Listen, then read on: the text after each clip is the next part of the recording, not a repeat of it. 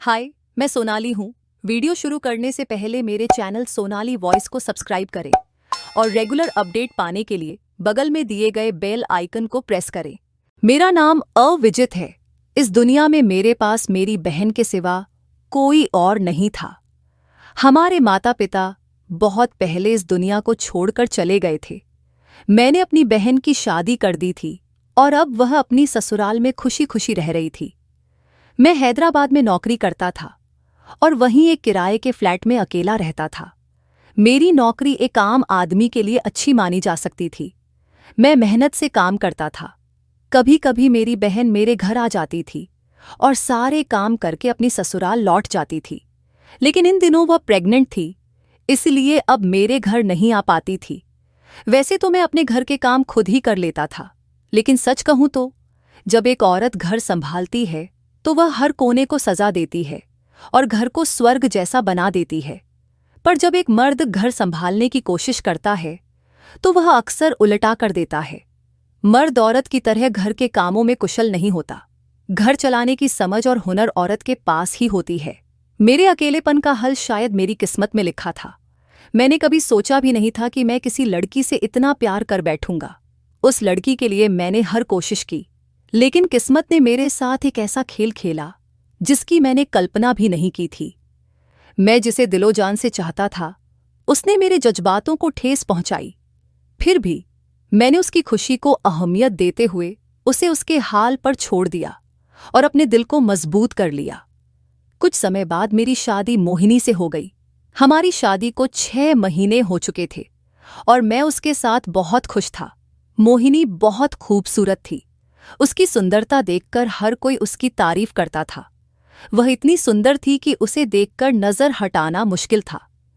लेकिन मोहिनी को अपनी खूबसूरती पर बहुत घमंड था। वह अपने इस गुण के कारण किसी से ज्यादा बात भी नहीं करती थी। फिर भी उसकी यही आदत मुझे पसंद आई और मैंने तय कर लिया कि मैं उसी से शादी करूंगा।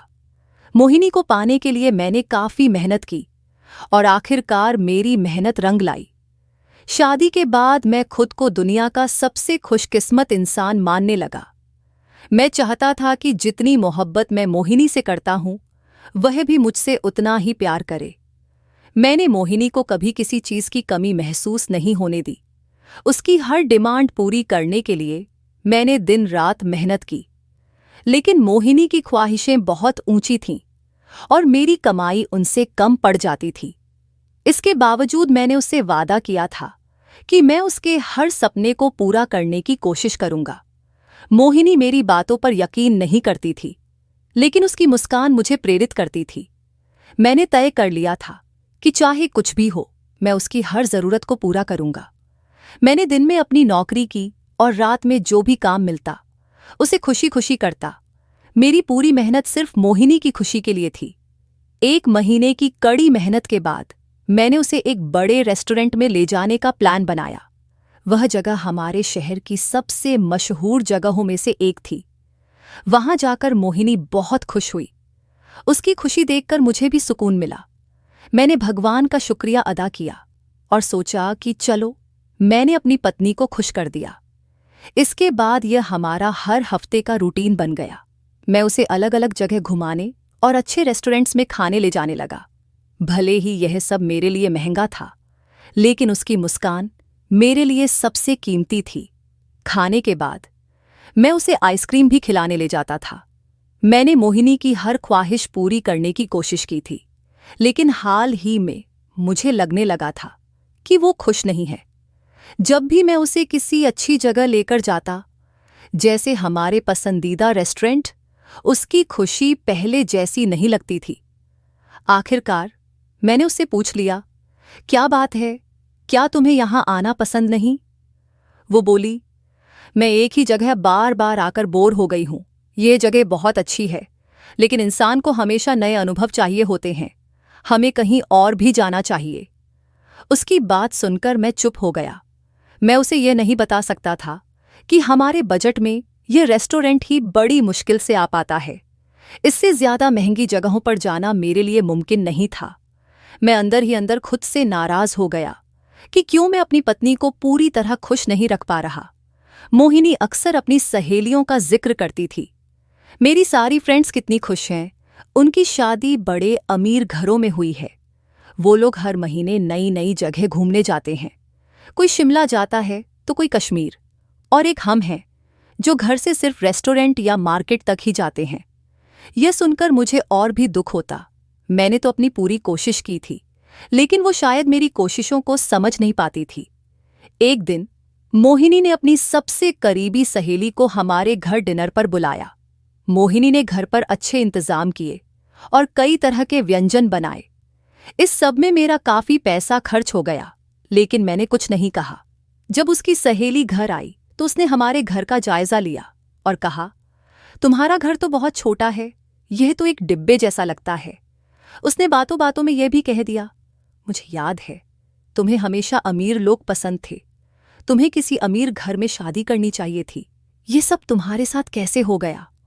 मैं उसकी बातें सुनकर अंदर ही अंदर गुस्से में उबल रहा था, लेकिन मैंने कुछ नहीं कहा। मुझे उम्मीद थी कि मोहिनी उसे जवाब देगी और बताएगी कि हमारी जिंदगी में प्यार ही सबसे अहम है। लेकिन मोहिनी ने भी सहेली की बातों का समर्थन करते हुए कहा, खूबसूरत होने से क्या होता है, किस्मत अच्छी होनी चाहिए। मेरी किस्मत अच्छी नहीं थी, इसलिए मेरी शादी यहां हो गई। ये सुनकर मेरा दिल टूट गया। मुझे लगा जैसे किसी ने मेरे सपनों को कुचल दिया हो। मैंने हमेशा सोचा था कि मोहिनी मेरी मोहब्बत को समझती है और हमारी छोटी सी दुनिया में खुश है, लेकिन उसने दूसरों के सामने मेरे और हमारे रिश्ते के बारे में इस तरह बातें की जैसे मैं उसे कोई खुशी दे ही नहीं पाया। मैं घर से बाहर निकल गया। सारा दिन मैंने अकेले गुजारा। रात को काफी देर से घर लौटा। जब मैं वापस आया तो देखा मोहिनी सोई नहीं थी। वो बैठकर मेरा इंतजार कर रही थी। जैसे ही मैं घर पहुंचा, मोहिनी तुरंत मेरे पास आई और बोली, आप कहाँ चले गए थे? मुझे बिना बताए चले गए। आपको पता भी है मैं आपके लिए कितनी परेशान हो गई थी। मोहिनी को मेरी फिक्र करते देख मुझे खुशी नहीं हुई, शायद इसलिए कि मैं अब तक उसकी बातों से टूट चुका था। मैंने उसकी बात का कोई जवाब नहीं दिया। उल्टा उससे पूछा, तुम अब तक सोई क्यों नहीं? वो बोली, मैं आपका इंतजार कर रही थी। लेकिन मैंने उसकी बात अनसुनी कर दी और सीधे अपने कमरे में चला गया। मैंने अलमारी से कपड़े निकालने शुरू किए। तभी मोहिनी भी कमरे में आ गई। वो पूछने लगी, आप मुझसे नाराज हैं क्या? मैंने सीधे सवाल किया, क्या तुम सच में मुझसे शादी करने को अपनी बदकिस्मती मानती हो? मेरी बात सुनकर मोहिनी का चेहरा उतर गया। वो बोली, नहीं, ऐसा बिल्कुल नहीं है। लेकिन आप ऐसा क्यों पूछ रहे हैं? मैंने उसे बताया, जब तुम अपनी फ्रेंड से कह रही थी कि तुम्हारी किस्मत खराब है इसलिए तुमने मुझसे शादी की, तब मैंने सब सुन लिया था। मोहिनी ने बात घुमाने की कोशिश की। उसने कहा, आपको गलतफहमी हुई है, मैंने ऐसा कुछ नहीं कहा। मैंने तो अपनी फ्रेंड से यही कहा कि पति का प्यार और इज्जत ही पत्नी का सबसे बड़ा सौभाग्य है। उसकी बात सुनकर मैं उसकी मासूमियत पर यकीन कर बैठा। मैंने सोचा, शायद मैं ही गलत समझ रहा था, इसलिए मैंने अपनी नाराजगी खत्म कर दी। कुछ दिन बाद मोहिनी की उसी फ्रेंड के घर फंक्शन था। मोहिनी वहां जाने की जिद कर रही थी। मैं नहीं चाहता था कि वो वहां जाए, लेकिन उसकी जिद के आगे मजबूर होकर मैंने उसे अनुमति दे दी। मोहिनी देर रात घर लौटी। मैं फिक्र में था, इसलिए पूछा, इतनी देर क्यों हुई? वो बोली, आज बहुत समय बाद कॉलेज की सभी फ्रेंड्स मिले थे, बीते दिन याद कर रहे थे, इसलिए देर हो गई। उसने झट से कहा, अब अगर आपकी पूछताछ खत्म हो गई हो तो क्या मैं सोने जाऊं? और सीधे कमरे में चली गई। अगले दिन मोहिनी फिर तैयार हो रही थी। मैंने पूछा, अब कहाँ जा रही हो? वो बोली, राधिका के घर। मुझे गुस्सा आ गया। मैंने कहा, कल ही तो गई थी, अब क्यों जा रही हो? रोज रोज किसी के घर जाना अच्छी बात नहीं। उसने बेरुखी से जवाब दिया, राधिका मेरी फ्रेंड है, उसके घर जाने में क्या बुराई है? अब यह उसका रोज का रूटीन बन गया था। वो राधिका के घर जाती और देर रात लौटती। उसने मेरे लिए खाना बनाना भी बंद कर दिया था। मुझे बाजार से खाना लाना पड़ता। उसकी ये आदतें मुझे बहुत खलने लगीं। हमारी आए दिन लड़ाई होने लगी। एक दिन हमारी इतनी बड़ी लड़ाई हुई कि हम अलग होने का फैसला कर बैठे। लेकिन मुझे लगा शायद गुस्से से नहीं बल्कि प्यार से बात करने की जरूरत है। जब वो वापस घर आई तो मैंने उसे अच्छे से वेलकम किया और कहा, चलो कहीं बाहर चलते हैं। पहले तो उसने मना कर दिया, लेकिन मेरी जिद पर मान गई। मैंने उससे कहा, जल्दी से तैयार हो जाओ। हम दोनों खुश होकर बाहर निकले, लेकिन रास्ते में हमारा एक्सीडेंट हो गया। हादसा बहुत भयानक था। मोहिनी के सिर पर गहरी चोट लगी और वो बेहोश हो गई। मुझे भी चोट आई, लेकिन मामूली। लोगों ने हमें अस्पताल पहुंचाया। डॉक्टर ने इलाज शुरू किया। मैंने घबराकर पूछा, मोहिनी कैसी है? डॉक्टर ने कहा, उनकी हालत गंभीर है, सिर पर गहरी चोट लगी है। जब तक वो होश में नहीं आती, कुछ कहना मुश्किल है। मैं मोहिनी के होश में आने का इंतजार करता रहा। 1 घंटा बीत चुका था, लेकिन वो अब तक बेहोश थी। मैं अपनी पत्नी की हालत देखकर बहुत परेशान था। उसका इलाज हो रहा था, लेकिन कोई सुधार नहीं हो रहा था। मैं बार बार भगवान से उसकी सलामती की दुआ कर रहा था। जब डॉक्टर ने मुझे बताया कि उसकी दोनों आंखें चली गई हैं और अब वह इस रंगीन दुनिया को कभी नहीं देख सकेगी, तो मेरे होश उड़ गए। मैं तेजी से मोहिनी के पास गया। उसने मेरी आवाज सुनते ही कहा, अविजित, मेरा सिर बहुत भारी लग रहा है। ऐसा लग रहा है जैसे दर्द से फट जाएगा। उसकी हालत देखकर मैं अंदर से टूट चुका था। अचानक उसने पूछा, अविजित, यहां इतनी अंधेरा क्यों है? लाइट ऑन कर दो, मुझे अंधेरे से डर लगता है। उसकी ये बात सुनकर मेरी आंखों में आंसू आ गए, क्योंकि कमरे में हर तरफ रोशनी ही रोशनी थी। मैंने खुद को संभालते हुए कहा, डरो मत, मैं तुम्हारे साथ हूं। तुम्हें घबराने की जरूरत नहीं है। कुछ दिनों बाद डॉक्टर ने उसे सच्चाई बता दी कि वह अब कभी अपनी आंखों से नहीं देख पाएगी।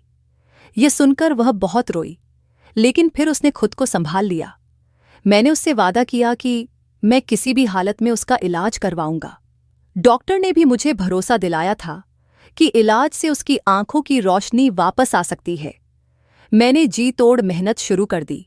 दिन रात काम किया ताकि उसके इलाज के पैसे जुटा सकूं।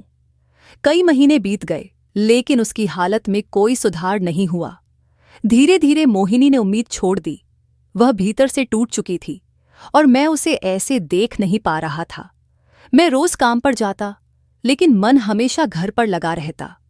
कई बार जब मैं घर लौटता तो देखता कि वह फर्श पर बैठी रो रही होती या प्यास से तड़प रही होती।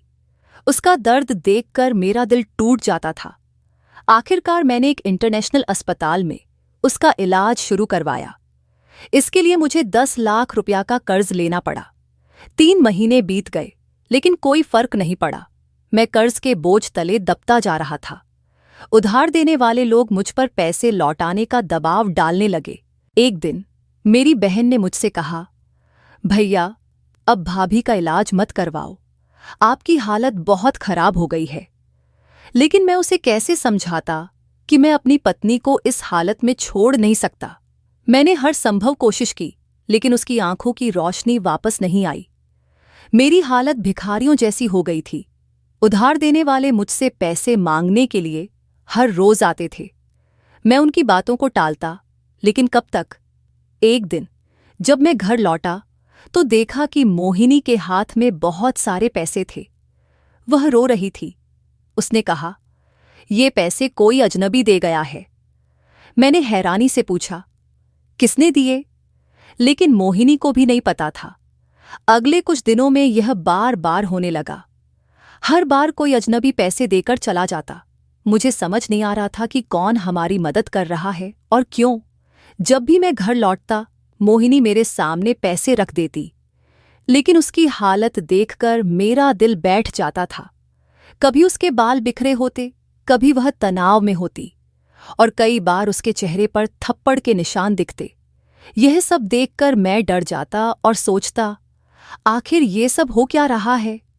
एक दिन सच्चाई जानने के लिए मैंने काम पर जाने का बहाना किया और घर के अंदर छुपकर मोहिनी पर नजर रखने लगा। मैं देखना चाहता था कि पैसे कौन दे जाता है और उसकी ये हालत क्यों होती है। थोड़ी देर बाद जो मैंने देखा उसने मेरी दुनिया हिला दी। मोहिनी उठी, कमरे में गई और अपना मोबाइल लेकर आई। फिर उसने किसी अंकित नाम के आदमी को फोन किया और कहने लगी, हमारे नाटक का कोई फायदा नहीं हुआ। मुझे लगा था कि अगर मैं अंधेपन का नाटक करूंगी तो अविजित मुझे डिवोर्स दे देगा। वो तो लड़कियों की खूबसूरती पर मरने वाला इंसान है। अब मेरी खूबसूरती खत्म हो चुकी है, फिर भी उसने मेरा इलाज करवाना शुरू कर दिया। वह आगे बोली, अंकित, तुम्हारा दूसरा आइडिया भी फेल हो गया। मैंने अजीब अजीब हरकतें की ताकि अविजित मुझ पर शक करे और मुझे छोड़ दे, लेकिन वो तो ऐसा बेवकूफ है कि उसे शक ही नहीं हुआ। अब मेरी एक ही ख्वाहिश है कि अविजित मुझे जल्द से जल्द डिवोर्स दे ताकि मैं इस गरीबी और घुटन भरी जिंदगी से आजाद हो सकूं। मोहिनी की बातें सुनकर ऐसा लगा जैसे मेरे पैरों तले जमीन खिसक गई हो। मेरी आंखों से आंसू बहने लगे। मुझे यकीन नहीं हो रहा था कि वह मेरी इतनी बड़ी दुश्मन बन जाएगी। मैंने उसकी हर खुशी के लिए मेहनत की, अपनी जिंदगी दांव पर लगाई, लेकिन उसने मुझे धोखा दिया। मैंने खुद को संभालते हुए मोहिनी को रंगे हाथों पकड़ लिया। वह मुझे देखकर घबरा गई और नजरें चुराने लगी। मैंने गुस्से में पूछा, तुमने मेरे साथ ऐसा क्यों किया? वह खामोश रही। मैंने चिल्लाकर कहा, बोलो, सच सच बताओ। वह डर गई और उसकी आंखों में आंसू आ गए। उसने कहा, मैं तुमसे और इस गरीबी से तंग आ चुकी थी। मुझे पैसे चाहिए थे जो तुम्हारे पास नहीं हैं। मैं अंकित से प्यार करती हूं क्योंकि वह मेरी ख्वाहिशें पूरी कर सकता है। उसकी बातें सुनकर मैं टूट चुका था। फिर मैंने पूछा, यह सब कब से चल रहा है?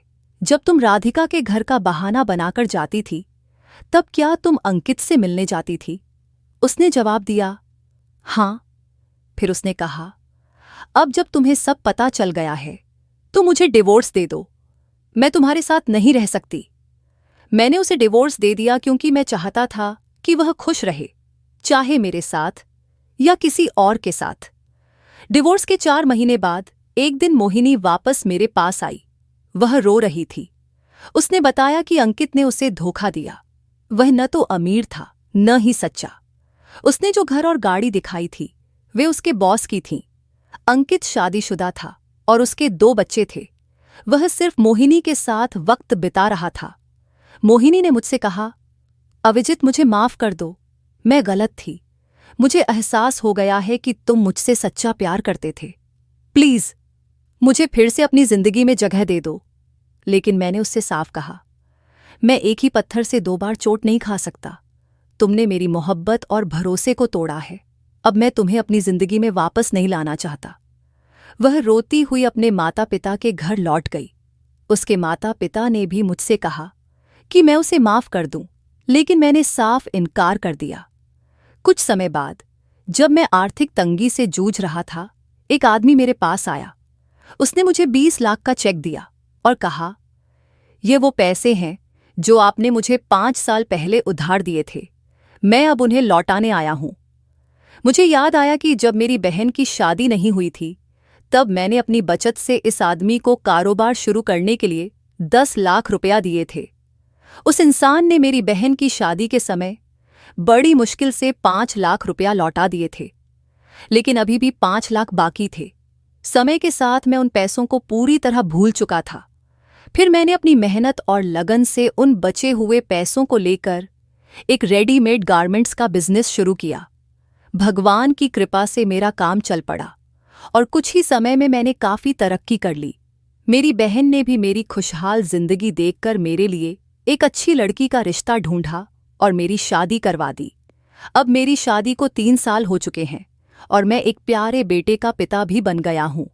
मेरी जिंदगी अब सुकून और खुशी से भर गई है। दोस्तों, मैं आपसे एक बात कहना चाहता हूं। कभी भी किसी पर आंख बंद करके इतना भरोसा मत करना जितना मैंने किया था। भरोसा करना अच्छी बात है, लेकिन अपनी समझदारी का इस्तेमाल जरूर करें। अगर आपको यह कहानी पसंद आई हो तो वीडियो को लाइक करें। अगर आप चैनल पर नए हैं तो चैनल को सब्सक्राइब करना न भूलें। और हाँ, नोटिफिकेशन बेल को जरूर दबाएं ताकि हमारी हर नई कहानी की अपडेट सबसे पहले आप तक पहुंचे।